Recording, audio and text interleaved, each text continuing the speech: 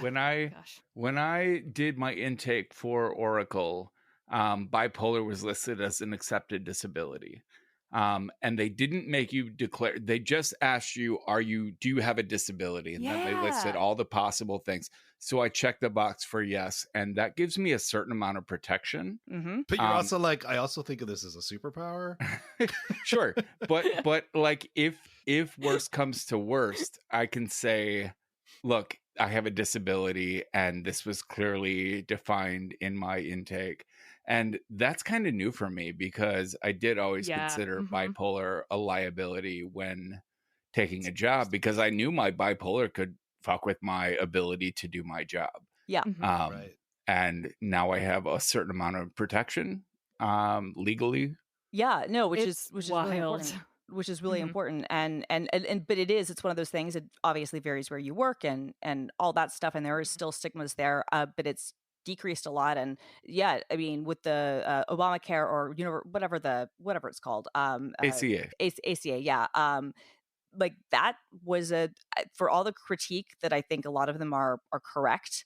There's like on both sides, but I would say the no, because genuinely, like, no, not even really. If by both sides you mean Democrats and obnoxious progressives like me, then sure. Yeah, but exactly. But I mean, people who support single payer, I guess, have the most beef with it, right? Well, and there are very valid things to criticize it for because it did make things worse for some people, and it did make things more complicated. And I'm not going to pretend like it's perfect.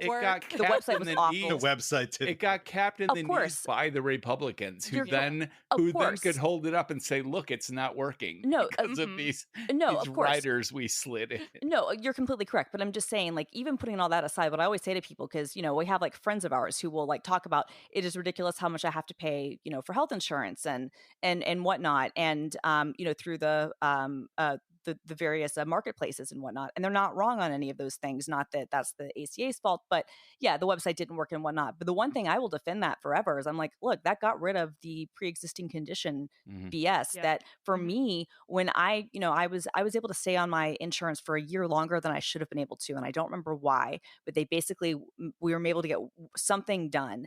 And then when I was 27, it was basically, I was like, okay, well, my meds at the time, I was taking Provigil, which was not generic then, and it was like $1,400 a month, and that was like with the insurance discount, and then I like Cobra I think was like $1,100, so I was like, well, yeah, I'm gonna have to pay for Cobra because my med cost is higher than that, right? But I couldn't get insurance any other way. And because of where I was working at the time, like we didn't have insurance yet. And so it was one of those things where like I had to wait until the company got big enough to get like proper health insurance. And then fortunately the ACA passed, but like, and I was in a unique situation. In the same position. Yeah. So I was like in this weird position where I'm like, like 25 and I'm like healthy and I'm white, I'm a woman, and I'm thin, like all my health stuff is like perfect. Like I'm like the cheapest person to insure, right? And like I can't get insurance because I have, I was diagnosed with depression when I was 13. And, and it's just like, okay, great, that America is excellent.